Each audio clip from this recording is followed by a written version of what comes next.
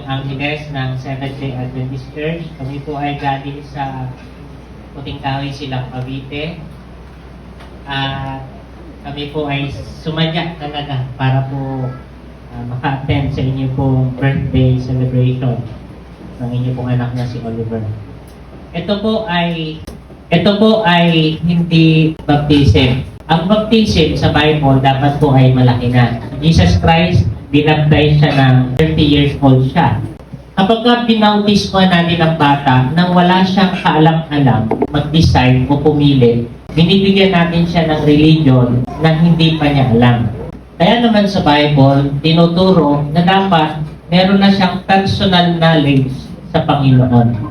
Kaya ito pong gagawin natin ay child dedication. So anong ibig sabihin na to? Anong pinagkaiba na to? Ang ibig sabihin mo na una, kinikilala po ninyo na si Oliver ay pagmamayari ng Diyos. Kayo po ay katiwala lamang ng Diyos. Ikalawa, ay palalakihin niyo po siya sang-ayon sa plano ng Diyos, hindi po sa plano ninyo. Kaya kinakailangan, seek God first. Kung papaano nyo ba siya palalakihin bilang pagmamayari ng Diyos. Kaya ito po ay temporary, pahiram lamang po sa atin. Actually, kahit nga po yung buhay natin, di ba? Pahiram lang sa atin ng Diyos. At alam ko lahat po naniniwala sa ganong katuruan.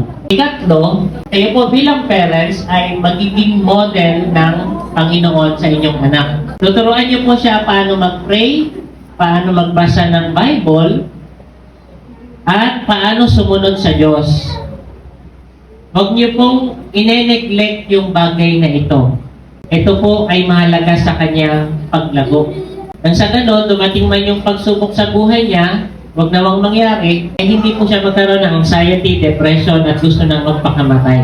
Ikaapat po, gawin niyo po ang inyong tahanan bilang kauna-unahang simbahan ng inyong anak. Ang tatay ang pare. At ang nanay naman yung tinatawag natin tagapangalaga.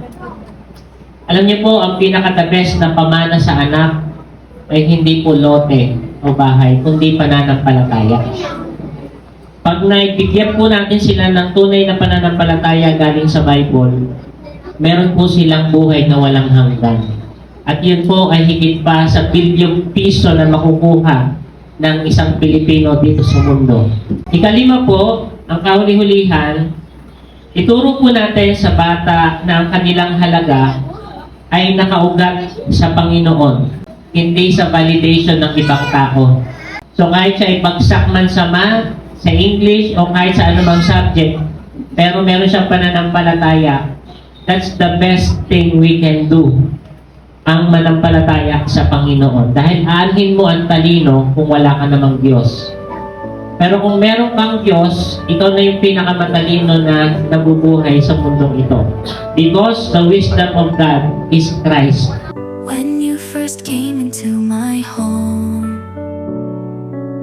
you curled up small in a corner all alone. I whispered gently, it's okay,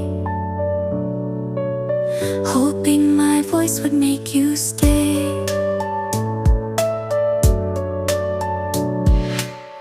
Now you're sleeping by my side, yawning slowly with sleepy eyes.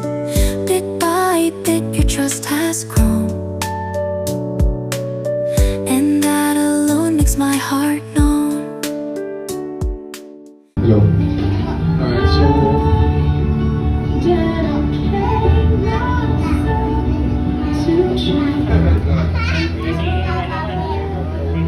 Good afternoon po.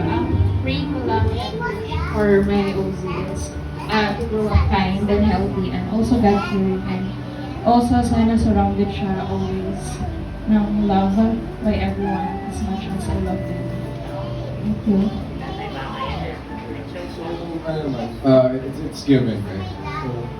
So, all the wishes in the world, all the best for my son. And not really a wish, pero a promise na I will be there for you. Ako magtuturo sa'yo, mag-ride ng bike, mag-drive ng car. And, ayun, lahat. Happy birthday. Come on, make it louder. And make it higher. Happy birthday, happy birthday. All right, and guys, can you please say happy birthday, Oliver? Happy birthday, Oliver. Ayan, palakpakan naman natin sila. 2, make it louder. 1, 2, 3. Wala na. Ha? Nasa likod ko, wala naman ah! Ay, palakpakan naman!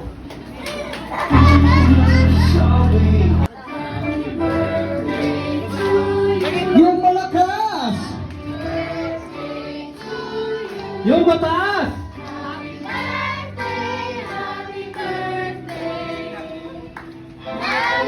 Nagising, nagising. Yung may kasamang palakpakan, go! Ha? Louder! Make it higher!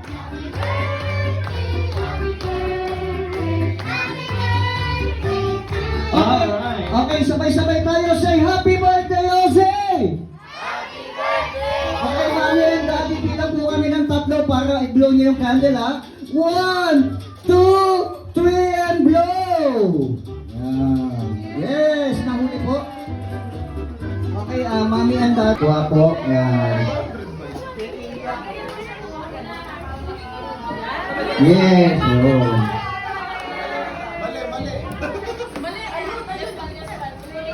Ayan, ayan. Yung pala. Okay po. Yes, yes. Go!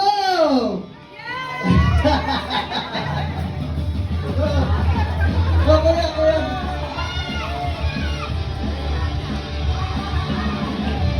Yan, alright. Yan, alright. Yan, alright. My Oliver Zane. Thank you po sa lahat ng ingat po kayo pa. Thank you po sa lahat and ingat po pa uwi.